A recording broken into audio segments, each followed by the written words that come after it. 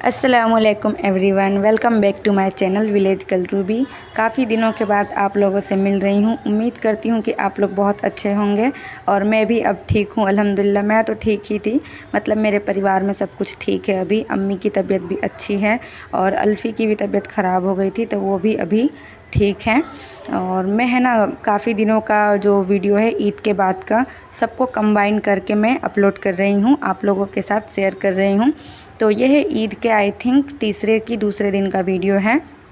ये तीसरे दिन का वीडियो है, ठीक है।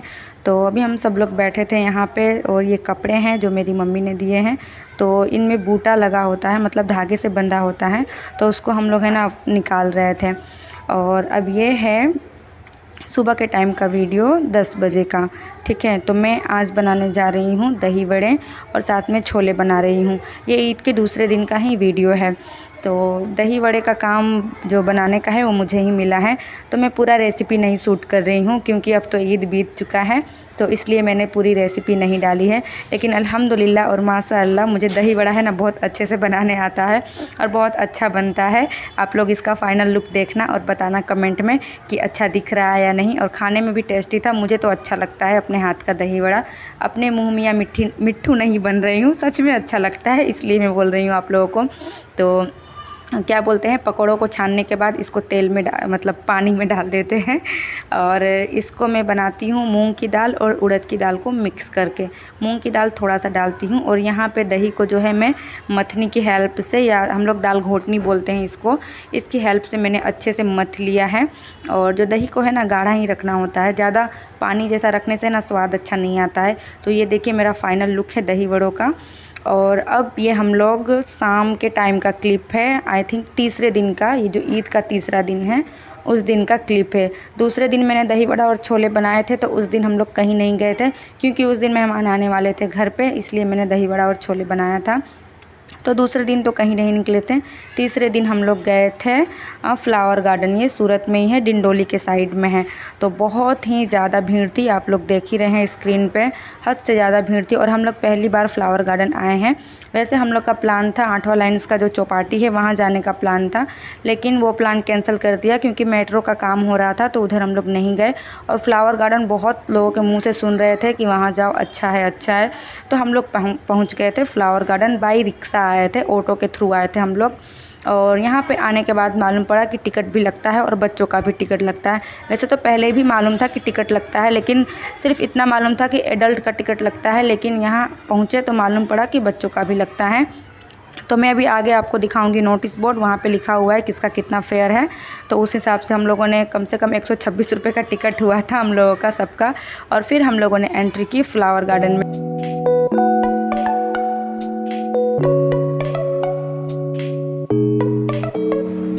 तो जब हम लोगों ने एंट्री की फ्लावर गार्डन में, तो माशाल्लाह और अल्हम्दुलिल्लाह सब कुछ सही था। लेकिन जैसे जैसे समय बीता मुश्किलें है ना आती गई। तो यहाँ पे सबसे पहले एंट्री करने के साथ ही हम लोगों ने वीडियो फ़ोटोज़ लेना स्टार्ट कर दिया था, क्योंकि ये गार्डन था तो कुछ देखने लायक तो वैसा कुछ खास था नहीं इसमें। बस कुछ कुछ जगह अच्छे थे, वही क्या बोलते हैं फ़ोटो का, मतलब फ़ोटो लेने का स्पॉट था, तो फ़ोटो लिया हम लोगों ने जगह जगह, वीडियो बनाई बच्चों के भी, अपने भी, आप लोगों के लिए भी ब्लॉग शूट किया मैंने। तो ये देखिए यही कुछ फ्लावर्स थे, कुछ ज़्यादा खास फ्लावर तो मुझे नज़र नहीं आया, मतलब एकदम खिले खिले फ्लावर नहीं थे, बस कुछ कुछ ही था। तो अब बस घूमते घूमते शाम हो गई और शाम होने से पहले एक घटना घटी हम लोगों के साथ। मेरी बहन का जो पर्स था वो चोरी हो गया, उसमें थे 1000 रुपये, पैन कार्ड, आधार कार्ड, मतलब सारी चीज़ें थी और 1000 रुपये भी थे। और फ़ोटो खिंचाने के टाइम में ही उसके हाथ से है ना गिर गया था वहीं पे, या फिर वो रख के भूल गई थी। तो हम लोगों ने बहुत जगह ढूंढा, नहीं मिला। फिर पता नहीं क्या दिल में आया, मेरे भाई ने एक लड़कों से पूछा, तो मतलब 2-4 लड़के थे, उनसे पूछा, तो उन्होंने, अल्लाह का शुक्र था कि अल्लाह ने उन्हें हिदायत दी, उन्होंने बता दिया कि हाँ हमारे पास है। और उन्हीं लड़कों से पूछा जिसके पास था, इत्तेफाक से, अल्लाह की रहमत थी बस। तो फिर हम लोग का पर्स मिल गया और हम लोग आ गए थे फिर घर पे। और ये अब 17 अप्रैल का वीडियो है, यानी ईद के चौथे दिन का वीडियो है। तो सब लोग बाहर थे और मैं, अल्फ़ी और अल्फेज और जो बाबू है सब, मतलब मेरी बहन का लड़का, वो घर पे थे, बाकी सारे लोग बाहर थे। तो मैंने सोचा चलो कुछ काम कर लेते हैं, तो बच्चे खेल रहे थे तो कपड़े मैंने फ़ोल्ड कर लिया। और फ्लावर गार्डन में बस इतना ही था, कुछ ज़्यादा खास फिर हम लोगों ने किया नहीं। फिर घर आ गए थे, घर आई थिंक 9 बजे के करीब हम लोग आ गए थे। बाकी सब कुछ अच्छा रहा फ्लावर गार्डन में। और बस कपड़े फ़ोल्ड कर लूँगी मैं और उसके बाद वो लोग आ ही जाएंगे। फिर है ना अगले दिन मेरी मम्मी की तबीयत ख़राब हो जाती है। ईद के चौथे दिन ही शायद ख़राब हो जाती है मम्मी की तबीयत। बहुत ज़्यादा ही अचानक से उसको है ना पेट में दर्द हो जाता है। फिर हम लोग आनन फानन में हॉस्पिटल जाते हैं और वहाँ पे मम्मी को पानी चढ़ाया जाता है। दर्द का जो इंजेक्शन होता है वो दिया जाता है कि कंट्रोल हो जाए। फिर डॉक्टर ने अल्ट्रासाउंड लिखा। फिर हम लोगों ने इमीडिएट अल्ट्रासाउंड करवाया क्योंकि मम्मी खाली पेट ही थी। तो अल्ट्रासाउंड कराने के बाद मालूम पड़ा कि मम्मी के है ना मतलब जो किडनी है उसके आसपास ही पथरी मिली है, मतलब पथरी है। तो ज़्यादा बड़ी पथरी नहीं थी। फिर डॉक्टर को डॉक्टर को है ना दिखाया हम लोगों ने रिपोर्ट शाम को। डॉक्टर ने कहा कि पानी पियो ज़्यादा, निकल जाएगा। तो बहुत ही ज़्यादा मुसीबतें आ गई थी ईद के बाद से, और कुछ खुशियाँ भी आई थी, कुछ गम भी आया था। तो सारी चीज़ें मैंने आप लोगों के लिए शूट करके रखी थी, बस अपलोड करने की देरी थी। आप लोग भी पूछ रहे थे कि वीडियो क्यों नहीं आ रहा है, तो इसी वजह से वीडियो नहीं आ रहा था। फिर मम्मी ठीक हुई तो उसके अगले दिन ही है ना अल्फ़ी की तबीयत ख़राब हो गई। तो अल्फ़ी की तबीयत में ये हुआ कि उसको है ना पूरे शरीर में रेसेस हो गए, जो दाने जैसा नहीं होता है, घुमोरियाँ निकलती है, उस तरह से होता है। तो घर में कुछ लोगों ने कहा माता जी है फूलमती या फिर पता नहीं क्या क्या बोलते हैं, अल्लाह बेहतर जानता है क्या है। तो मैं दवा लेकर आई इसको।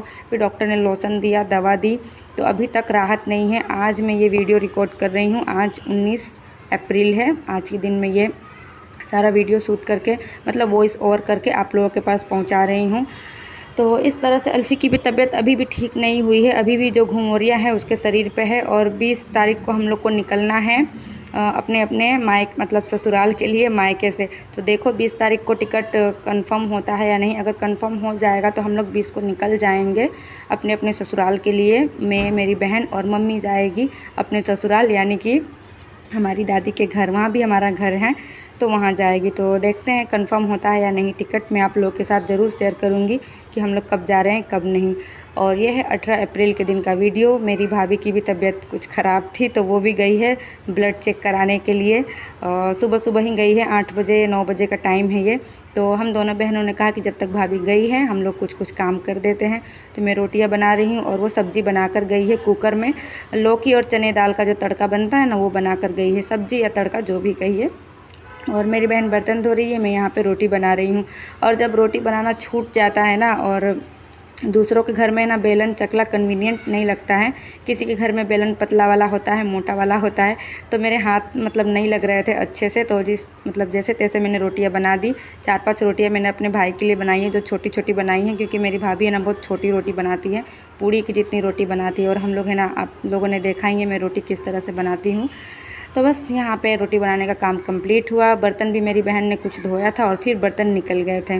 और ये है शाम के टाइम का वीडियो, कि दोपहर का ही है आई थिंक। तो हम लोग है ना पैकिंग कर रहे थे, कुछ कुछ कपड़े ईद के भी यहाँ वहाँ सब बिखरे हुए थे, तो कुछ पैकिंग मम्मी का भी कर दिया और अपना भी कर रहे हैं। और अभी मेरी बहन लेकर के बैठेगी अपने बच्चों के कपड़े, जो वो लाई थी अपने ससुराल से भी और यहाँ पे भी उसने ख़रीदे हैं। तो जो ले जाना होगा उसको अलग करेगी और जो नहीं ले जाना होगा उसको अलग करेगी। और बच्चे भी साथ में बैठे ही हुए हैं, बच्चे भी आसपास ही रहते हैं हमारे। तो अब पैकिंग भी स्टार्ट कर ही दी है हम लोगों ने, क्योंकि अब समय नहीं है अपने अपने डेस्टिनेशन पे जाने का।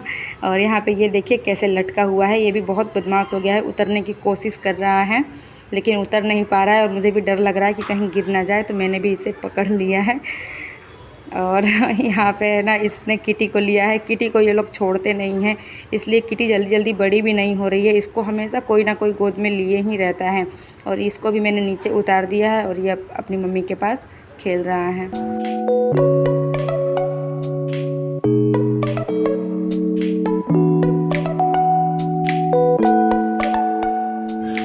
तो अभी बज गए हैं 4 शाम के और ये 18 अप्रैल का वीडियो है, मैंने पहले भी बताया। तो सभी लोग बीच वाले रूम में बैठे हैं और मेरी बहन की फ्रेंड आई है जो बहुत ही बेहतर मेहंदी लगाती है, बेस्ट मेहंदी लगाती है। और इसको 5 साल का मतलब 5 साल का एक्सपीरियंस भी है और ये दुल्हन को भी मेहंदी लगाती है। तो ये जब भी आती है ना और मैं अगर रहती हूँ तो मुझे भी मेहंदी लगा देती है। तो ये देखिए इसने कितनी बेहतरीन मेहंदी लगाई है और इसने मेरे हस्बैंड का नाम भी लिखा है। आप लोग बताना जिसे है ना उर्दू पढ़ना आता है वो पढ़ के बताना कि क्या लिखा है नाम में। और ये सब बच्चे भी मेरे अगल बगल ही बैठे हैं, सब लोग एक ही रूम में हैं। उसने मेरी भाभी को भी मेहंदी लगाया और मुझे भी लगाया। लेकिन आज प्रोग्राम था छोले भटूरे बनाने का, तो मैंने मेहंदी को बहुत जल्दी ही निकाल दिया। करीब 1 घंटा की आधा घंटा ही रखा था, तो ज़्यादा कलर नहीं आया है। मैं लास्ट में पिक लगा दूँगी कि कैसा कलर आया है। तो ये देखिए मेहंदी है ना मुझे लगाने के बाद बहुत अच्छा लगता है, लेकिन जब मेहंदी को छुड़ा दो ना तो अच्छा लगता है, लेकिन ज़्यादा अच्छा इस टाइम लगता है जो मैं अभी आपको दिखा रही हूँ।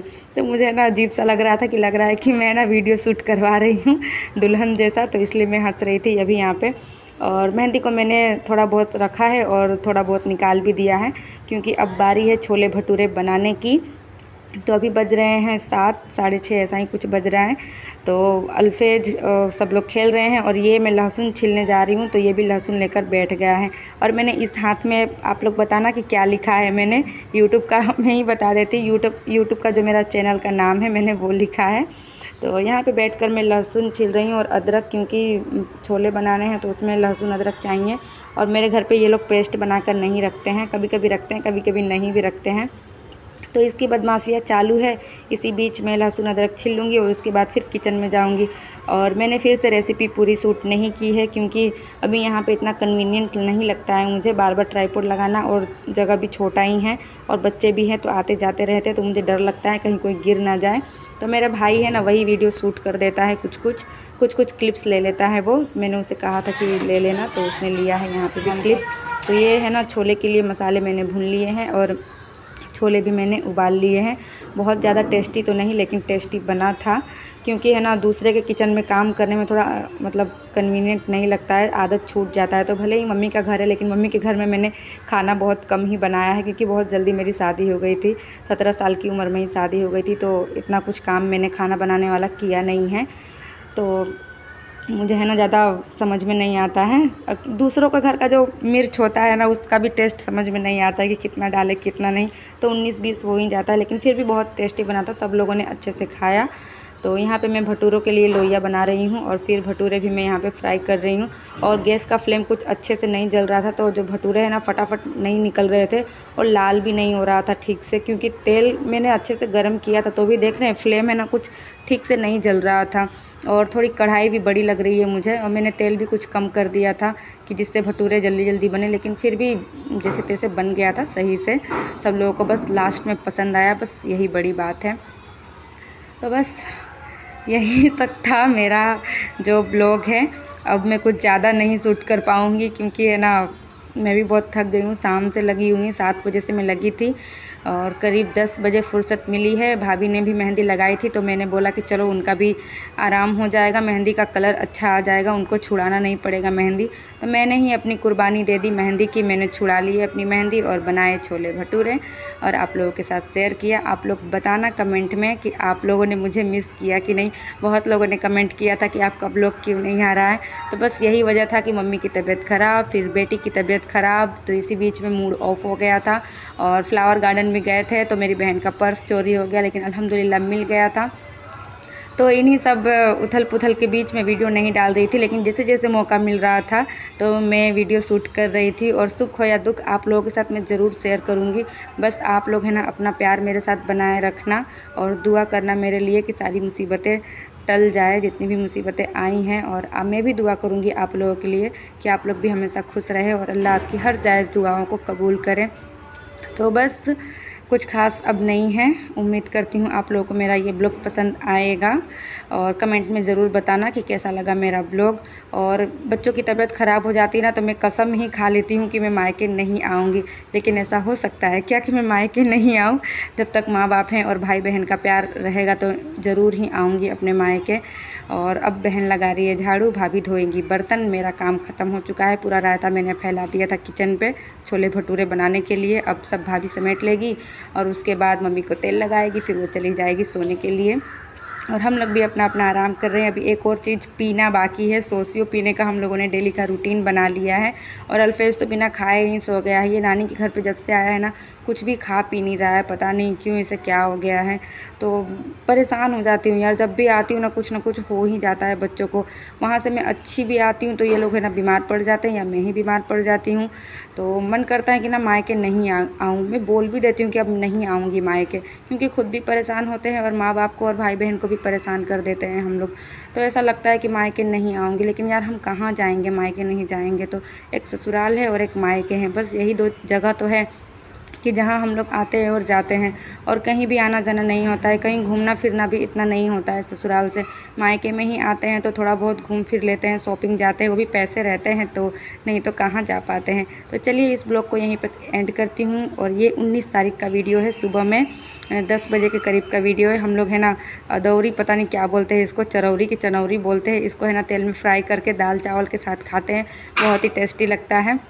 तो चलिए इस ब्लॉग को करते हैं यहीं पे एंड। फिर मिलूँगी आप लोगों से एक अच्छे से ब्लॉग में, तब तक के लिए बाय। और दुआओं में मुझे भी याद रखना, और मैं भी दुआ करूँगी आप लोगों के लिए।